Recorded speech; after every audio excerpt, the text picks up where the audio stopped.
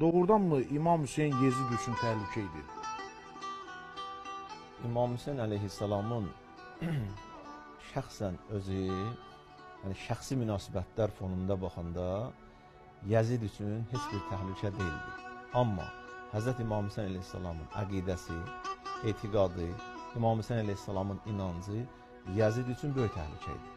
Hətta tarixə nəzər salanda biz gördük ki, Hicrətin 60-cı ilində Rəcəb ayında onun atası Muaviyyə həqiqətən oğluna vəsiyyət elədi ki, oğul, bu İslam dünyasında hər kəsdən biyyət ala bilərsən, hər kəsi öz tabiçiliyinə gətirə bilərsən, amma 3 nəfərlə işin olmasın.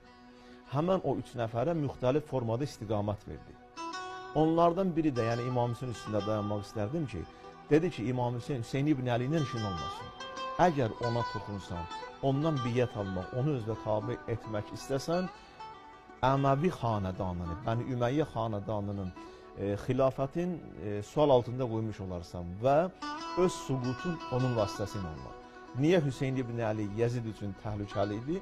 Çünki İmam Hüseyin əleyhissalatu vəssalamın inancı, etiqadı, İmam Hüseyin əleyhissalamın dini olan münasibəti o qədər yüksək həddə idi ki, Yezid öz şəxsi istəklərini həyata keçirməkdən ötürü İmam Hüseyin əleyhissalamı özünün qarşısında bir səth kimi görürdü.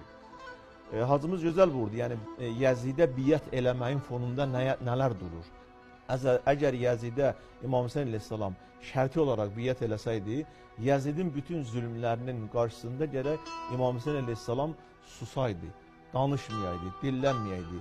Quranın hökmlərini dəyişsəydi də belə, Hz. İmam Hüseyin əleyhissalatu vəssalam gərək ona qarşı çıxmayaydı. İmam Hüseyin əleyhissalamın Yezid üçün çox təhlükəli olması İmam Hüseyin əleyhissalamın dini olan etiqadı və inancından irəli gəlir. Nə ki İmam Hüseyin əleyhissalatu vəssalamın şəxsən özü Yezidin dövründə təhlükəli idi. Hətta Yezid də dünyasını vida edib cəhənnəmə vasil olandan sonra, İmam Hüseyin əleyhissalam da şəhadətə yetəndən sonra Hüseyin ibn Əlinin hərəkatı, onun şəxsiyyəti, onun şəhadətinin kulminasiyasının, yəni zirvəsi bu gün də bəzi İslam düşmənləri üçün təhlükə mənbəyini çevrilir. Hətta elə insanlar olub tarixə baxanda, Büveyhilər dövründə, istər Abbasilərin dövründə, istər başqa xırda xilafətin baş verdiyi zamanda İmam Hüseyin əleyhissalam 300 il bundan qabaq misal dünyasını dəyişib. Amma Hüseyin ibn Əlinin adını hallandırmaq, çəkdirmək və Hüseyin ibn Əlinin barəsində nöhələr demək, məclislər təşkil eləmək, İmam Hüseyin əleyhissalamdan sonra gələn müəyyən xilafətin dövründə də təhlükə mənbəyinə çevrildi. Deməli, İmam Hüseyin əleyhissalam özündən 300 il sonra, 500 il sonra müəyyən zalimlər üçün təhlükə mənbəyi idisə, görək Yezidin dövründə bu tamamən dəyişdi bu xüsusiyyət.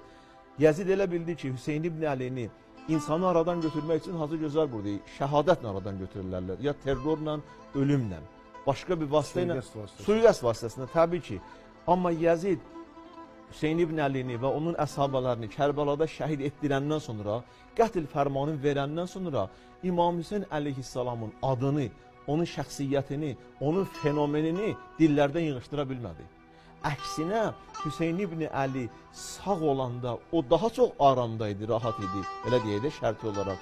Amma Hüseyin ibn Əlini şəhadətə yetirəndən sonra Hüseyin ibn Əlinin adı daha çox onun üçün təhlükə mənbəyinə çevrildi. Hər yerdən Hüseyin ibn Əlini sevənlər Yezidə qarşı qiyamlara başladılar. İrili xırdalı təqribən 36 ya 37 qiyamlar oldu. Bunlar yatırıldı və nəhayət Yezid cəhənnəmə vasil olandan sonra bildiyimiz kimi Muxtarın qiyamı 6-7 ildən sonra Muxtar ibn Səqəfini Allah onu rəhmət eləsin. Onun qiyamı tamamilə Yezidin və Yezid sevərlərin tamamilə belə deyək Hüseynə qarşı olan nifrətinin müqabilində onları tamamilə səhnədən sildi.